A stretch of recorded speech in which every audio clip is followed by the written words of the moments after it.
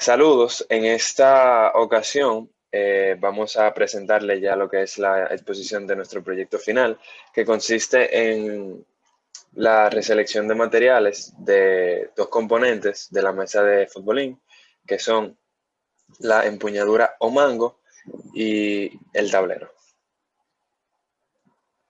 El fútbol de mesa es un juego de mesa basado en el fútbol, valga la redundancia. Se juega sobre una mesa especial sobre la cual ejes transversales con palancas con forma de jugador son girados por los jugadores para golpear una pelota. En el futbolín es fundamental saber lanzar la bola y no perder el control de la misma cuando ésta se está moviendo.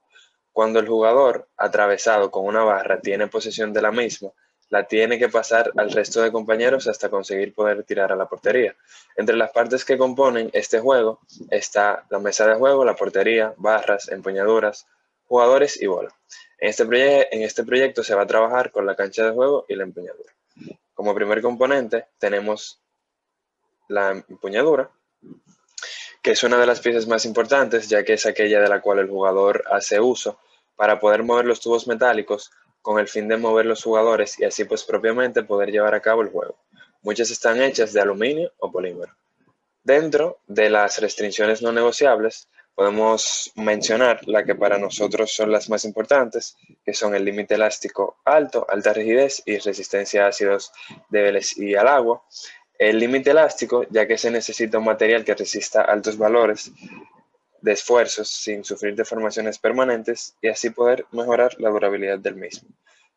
Alta rigidez, porque se requiere que el material tenga un alto módulo de Young, puesto que la rigidez de un componente es proporcional al módulo de Young. Un componente con un módulo de elasticidad alto va a mostrar cambios muchos menores en las dimensiones si se compara con un componente de un módulo de elasticidad menor. Y en cuanto a la resistencia de los ácidos y el agua, esto es porque se requiere de un material que no se resbaladice. Cuanto a las restricciones negociables, alta dureza, ya que se quiere un material que tenga la capacidad de absorber energía y no deformarse plásticamente a ser rayado o penetrado. La reducción del costo, ya que este tipo de producto se produce en grandes cantidades y para una mesa se requieren por lo general de 4 a 6 mangos dependiendo del tamaño.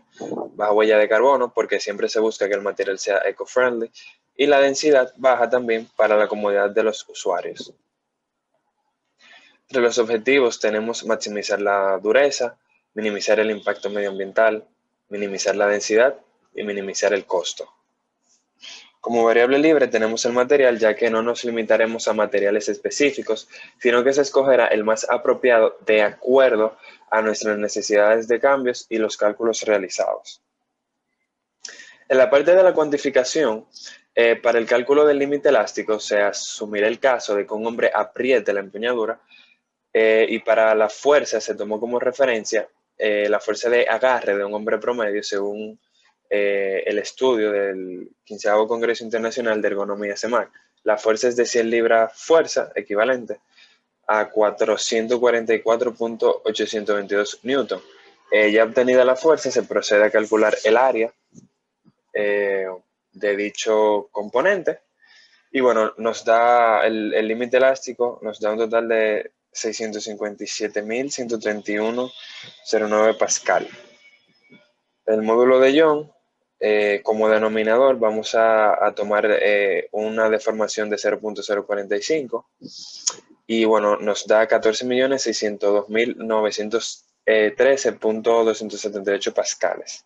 Ya en la parte del filtrado, el filtrado no quiere sacar lo mejor de la base de datos. Su función es básicamente ir descartando los materiales que no cumplen con el perfil requerido por el diseño. Entonces, como soporte al filtrado, se utiliza también una herramienta con el fin de aplicar una forma en la cual nosotros queremos que nuestro nuevo material se adapte para seguir descartando materiales. Entonces, esta fue la forma escogida, ya que la empuñadura es básicamente de una forma cilíndrica y bueno, esta es la que más se parece. Bueno, aquí tenemos lo que es la introducción de parámetros y en los resultados del filtrado, después de hacer todos los cálculos, descartamos 3.000 831 materiales, quedando de esta manera con 338 materiales por evaluar. En el ranqueo, se escogió un total de 3 índices con el objetivo de evaluar el rendimiento de los materiales que sobrepasaron el filtrado y así clasificar aquellos que mejor se desempeñen para poder seguir descartando. De cada índice, que lo tenemos aquí en pantalla, se escogieron los mejores 3, que son aquellos que están en la identificación de los mejores materiales. Como primer índice tenemos el módulo de Young entre costo, segundo el límite elástico entre costo por huella de carbono por densidad, y en el tercero la dureza sobre costo por densidad. Aclarando que lo que está en el numerador es aquello que se quiere maximizar y lo que está en el denominador es aquello que se quiere minimizar. Aquí tenemos del primer índice los materiales, los 3 primeros que resultaron, aquí del segundo y aquí del tercero. Entonces se cogió una tabla comparativa donde se ponen todos los materiales, o sea, de los índices se comparan y al final nos dieron estos 3 materiales que vemos en la tabla de la derecha, que son aquellos que pasan a la parte de la documentación. En esta última etapa de la metodología de Ashby, la principal finalidad es la de indagar de una manera más profunda sobre los candidatos mejores rankeados, es decir, buscar información de las distintas aplicaciones que poseen cada uno de estos, así como también históricos de fallas, propiedades más específicas relativas al procesamiento, entre otros. Los 3 materiales evaluados son el cast iron, high silicon, el concreto y el reactive powder concrete. Entonces, aquí tenemos una comparación de lo que son tanto sus restricciones no negociables en la tabla de arriba como las negociables en la tabla de abajo. Después de analizar esta tabla y tomando en cuenta, claro está, lo que nosotros queremos y lo que se estableció en la parte de la traducción, en los atributos, objetivos y demás, pues quedamos que el material resultante es el cast iron high silicon. Pasando ya a lo que es el proceso de manufactura, como restricciones funcionales, tenemos que sea de proceso primario, que el tamaño de lote sea de 215 unidades y pues obviamente que sea adecuado para el material que se escogió previamente. Entre las restricciones geométricas, igual como en la parte del filtrado, es la misma, por el tema de que la empuñadura es similar a un cilindro. Los objetivos tenemos minimizar el costo del capital de la producción, maximizar la tasa de producción y siempre reducir la huella de carbono. Y como variable libre tenemos el proceso escoger. Entonces, ya en el filtrado de esta parte, se procedió a calcular el rango de masa. La densidad, que vemos que es un promedio, es la densidad promedio del material que se escogió, es decir, del cast iron, por el volumen de la empuñadura. Que estas son las dimensiones promedios existentes en el mercado.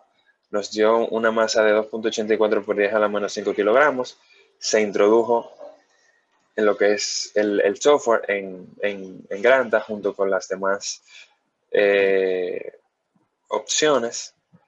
Y bueno, se descartaron muchos procesos realmente. Y bueno, nos quedamos con 47 para evaluar. Ya aquí en el proceso del ranqueo, este índice que utilizamos, que es la utilización del material por la producción entre el costo de capital, tenemos aquí cuatro procesos resultantes, vamos a decirlo así, que fueron los principales para nosotros. Y entonces, después de indagar entre esos procesos y otros que estaban en la lista, claro está, para que no se vea sesgado el resultado, el proceso que se escogió fue el Reaction Injection Molding, el cual se utiliza principalmente para la espuma estructural termoendurecible de poliuretano. Entre sus usos típicos están los golpes de automóviles, aislamiento térmico para frigoríficos, carcasas, armarios de televisión, etcétera. Y ya en la parte final, el ecoaudit, que no es más que la evaluación del ciclo de vida, que este es un análisis detallado que suministra la información necesaria para tomar las decisiones más adecuadas con el medio ambiente a lo largo del proceso de diseño del producto. El análisis valora la vida completa de un producto desde la extracción del mineral, pasando por la producción de materiales, la fabricación, el uso del producto, su eliminación y todos los transportes que conlleva cada fase. En esta etapa, lo que se hizo fue que se comparó el material actual, que es el más utilizado, vamos a decirlo así, para las empuñaduras, que es el hard rubber, y se comparó, claro está, el material resultante. Bueno, podemos ver en las gráficas que el material actual es aquel que emite más energía y por igual emite más huella de CO2, pero en lo que difiere es que, o sea, lo que significa que el material que resultó por toda la investigación que se ha explicado fue el cast iron. Pero lo que pasa con el cast iron es el simple hecho de que el transporte es más complicado ya que viene desde Asia. Pero independientemente de eso, entendemos que es el mejor material para reemplazar. El tema del transporte, de la manera que se calcula es, se seleccionan los dos proveedores, uno del hard rubber y otro del cast iron. Entonces se calculan las distancias desde la fábrica hasta el aeropuerto de ese país y de ese país cómo llega aquí. Entonces, de esa manera es que se calcula el transporte, pero podemos ver que lo que es la energía y la huella de CO2, el cast iron emite menos, solamente difiere en el tema del transporte, pero independientemente de eso, como selección final, tenemos el cast iron high silicon. Ahora pasamos al componente 2, que es el tablero. Pasamos a la parte de traducción. El tablero tiene como funcionalidad que este componente es el espacio que permite el rodamiento y choques de la bola, teniendo en cuenta la fricción. Está situado debajo de los muñecos. Como restricciones no negociables tenemos un alto módulo de Young, que se requiere de un material con un módulo de Young relativamente alto para que el componente sea rígido, pues al ser un tablero, este no se debe doblar ni torcer. Un alto límite elástico, que debe ser moderadamente alto debido a los choques que ejerce la pelota al ser golpeada, pudiendo ocasionar deformaciones permanentes en el material. Una durabilidad en agua dulce y salada. Una alta tenacidad de la fractura. La tenacidad de la fractura es una medida de la resistencia de un material a la propagación de una fisura. Por ende, buscamos que la mesa tenga alta tenacidad de la fractura para que soporte el impacto de la pelota a la que se va a someter. Y una geometría, que es una forma rectangular. El tablero presenta una forma rectangular en su sección transversal. Debe seguir la forma Prismatic Asymmetric Solid Plane. Como atributos no negociables tenemos bajo precio, densidad, huella de carbono, baja huella de carbono, alta dureza y alto punto de fusión. Como objetivo de este proyecto es maximizar la tenacidad de la fractura con el fin de lograr que éste sea firme ante el crecimiento de una grieta. Como variables libres tenemos el color del material, la familia del material y el proceso de la manufactura. Aquí tenemos ya la cuantificación de parámetros. El modelo con el que se realizará la cuantificación presentará las siguientes dimensiones en su diseño, que es 1.22 por 0.69 metros con un área de 0.8418 metros al cuadrado. El límite elástico. Para la cuantificación de este parámetro se asume el caso extremo de que pueda entrar en contacto una pesa de 100 libras, que es equivalente a 45.36 kilogramos. Calculamos esto, que es fuerza sobre área, y el mínimo del límite elástico debe ser de 528.61 pascales. El módulo Young, para el cálculo de este parámetro, se asumirá un caso menos extremo que el utilizado para el límite elástico. Se asume que se coloca una pila de libros de 50 libras, equivalente a 22.68 kilogramos, sobre el tablero. Al no tener un ensayo de tracción del componente, se utilizará para el cálculo del módulo Young la deformación convencional de 0.2%, es decir, 0.002. Ya al realizar los cálculos tenemos que el mínimo del módulo de Young debe ser de 132.150 pascales.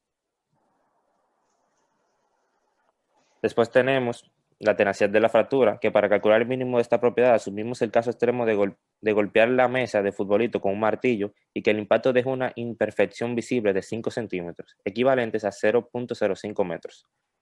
Como la grieta que resulta en el caso extremo asumido es visible, se tomará en cuenta el factor geométrico 1.12 para el cálculo de la tenacidad. El mínimo de la tenacidad de la fractura debe ser el valor encontrado ya que buscamos que sea resistente, teniendo como tenacidad de la fractura un valor de 251.406 pascales por raíz de metro.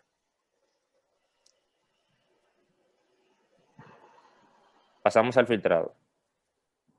Tenemos la restricción de forma, que como dije anteriormente es Prismatic Asymmetric Solid Plane. Pasamos a la introducción de parámetros, que en esta parte se procede a introducir los parámetros de las restricciones no negociables calculadas en el software. Aquí tenemos los materiales resultantes, que luego de aplicar los parámetros calculados en el filtrado utilizando la herramienta límite del software EduPack Granta, resultó un total de 102 materiales que cumplen con las propiedades no negociables tomadas en cuenta.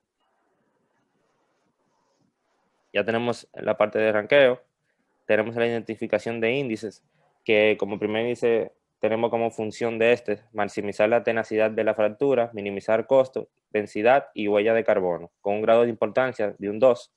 El segundo índice tenemos que maximizar tenacidad a la fractura, dureza y tenacidad, que le asignamos un grado de importancia de 3. Y como último índice tenemos maximizar tenacidad a la fractura y punto de fusión, que tenemos como grado de importancia 1. Aquí tenemos las gráficas de los índices y sus respectivos materiales. Aquí es el segundo índice, el tercer índice. Aquí tenemos la identificación de los mejores candidatos, que para este proceso se le asignaron valores aumentando en 10 a cada material del top 5 de los mejores resultados de cada uno de los índices, siendo 50 el valor máximo y 10 el valor mínimo. Para el valor resultante se multiplicó cada puntuación por el grado de importancia perteneciente a cada índice. Luego de realizar los pasos de la etapa de clasificación, se determinaron los materiales que cumplirán con las restricciones y objetivos que fueron planteados, siendo estos los 4 que obtuvieron una puntuación mayor a 150 en la matriz de selección. Estos son los que están a la derecha. Pasamos a la documentación. Sobre los candidatos tenemos sobre el primer candidato, que es el gadolinium, que este es perteneciente a la familia de los metales y está compuesto a base de gadolinium. Sus usos típicos son la fabricación de fósforos para tubos de televisión en color, los granates de itrio de gadolinio, tienen aplicación de microondas, discos de CD, aleaciones, refractarios y superconductores. Tenemos también el alloy steel grade F9, que este último pertenece a la familia de metales ferrosos y está compuesto a base de hierro. Sus usos típicos son los tubos soldados, recipientes a presión, calderas para servicio de alta temperatura, industria petrolera y generación de energía. En el siguiente slide tenemos los dos materiales, que son el alloy steel Modified Grade 91. Este pertenece a la familia de los materiales ferrosos y está compuesto a base de hierro. Entre sus usos típicos podemos ver los tubos soldados, recipientes a presión, calderas para servicio de alta temperatura, industria petrolera y generación de energía. Y por último tenemos el samarium, Este último pertenece a la familia de metales y está compuesto a base de samarium. Sus usos típicos son imanes permanentes, reactivos orgánicos, vidrios especiales, catalizadores, cerámica y eléctrica. Aquí ya tenemos la comparación de las propiedades no negociables y negociables. Después de un análisis a fondo en la comparación de cada material con los otros, llegué a una conclusión en la cual el material a escoger es el Alloy Steel Modified Grade 91. Este es un material, uno de los más fuertes, es uno de los más fuertes, rígidos y con mayor tenacidad de la fractura entre los otros comparados. Para los atributos no negociables, aunque no sea el más barato, ecoamigable y con menor peso, podemos considerarlo la mejor opción debido a que es mucha diferencia en comparación con los otros.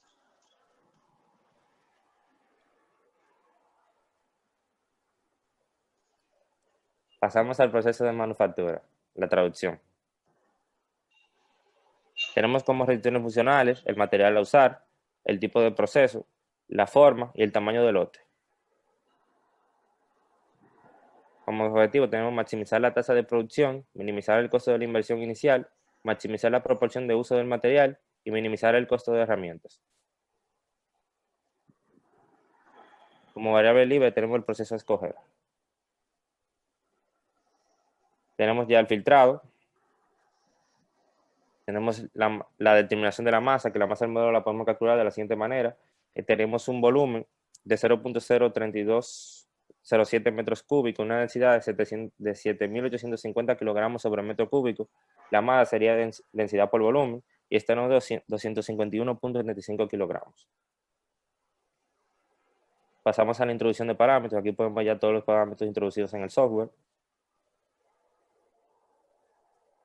Para los resultados, tenemos que después de realizar todos los cálculos pertinentes y aplicar los resultados en el software, resultó un total de 23 procesos de los 247. Pasamos al ranqueo. Como índice,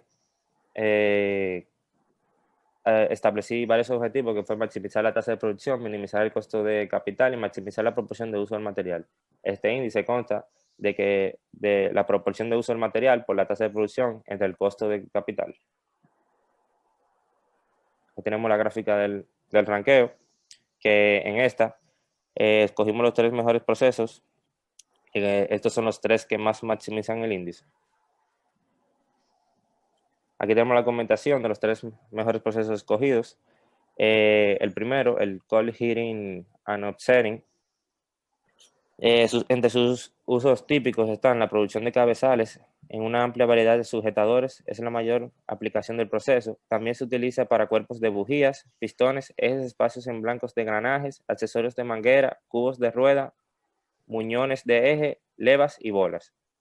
El swagging se utiliza para patas de muebles, palos de golf, cañas de pescar, alfileres, agujas, punzones, radios de bicicleta, hojas de destornillador, cañones de rifle, tubos de torsión de automación, postes de dirección, tubos de escapes, entre otros. Y el depressing and sintering se utiliza para cojinetes, filtros, reguladores de presión, rotores de bombas, bridas de escape, cubos de polea, engranajes pequeños, levas, herramientas de corte, componentes para electrodomésticos, materiales de fricción, componentes eléctricos y magnéticos y piezas impregnadas de aceite. Como conclusión sobre la documentación, tenemos que haciendo la comparación de los procesos y viendo las restricciones negociables y no negociables, tomaré como proceso primario el deep pressing and sintering, debido a que el primero tiene un gran costo de herramientas y el segundo son para piezas circulares. Este es el que más maximiza el índice. Ya para lo último, el eco-audit, tenemos la selección del productor, que se seleccionó uno de los productores más cercanos de la lista de productores de los materiales. A continuación se montarán las distancias de los recorridos que se tomarán en cuenta en la auditoría del impacto ambiental. Aquí tenemos el primer recorrido y el segundo recorrido. Ya para lo último, en esta etapa podemos ver que el material seleccionado es ligeramente más contaminante que el actual y también gasta más energía, pero este no cambia su aspecto o forma de analizar en su totalidad. Podemos seguir escogiendo el material seleccionado y teniéndolo como una opción. Gracias.